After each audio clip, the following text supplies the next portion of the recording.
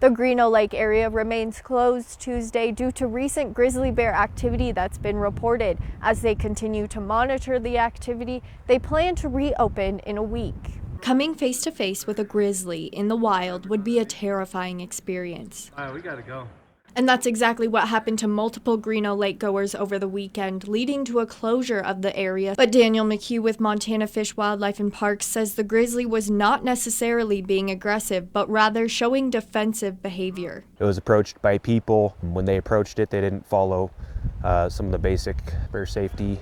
Right there in between the trees. So this bear, in this case, is definitely hanging out in the area and eating natural food, but is not showing any abnormal behavior. McHugh has been working closely with the Beartooth District to monitor the activity of the bear, which he says is normal behavior this time of year. In this scenario, the bear hasn't done anything to warrant any sort of trapping effort, so we're just kind of monitoring the situation. We kind of expect that the bear will move on. Pretty rare that we actually close an area.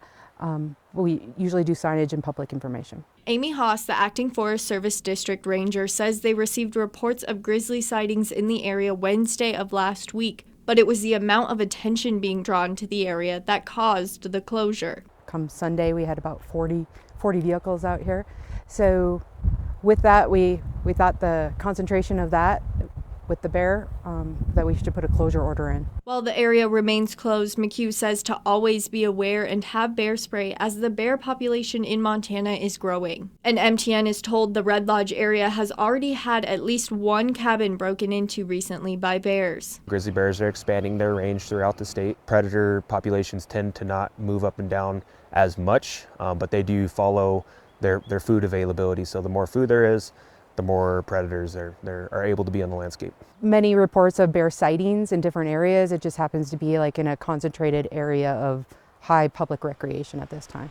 Near Red Lodge, Haley Monaco, MTN News.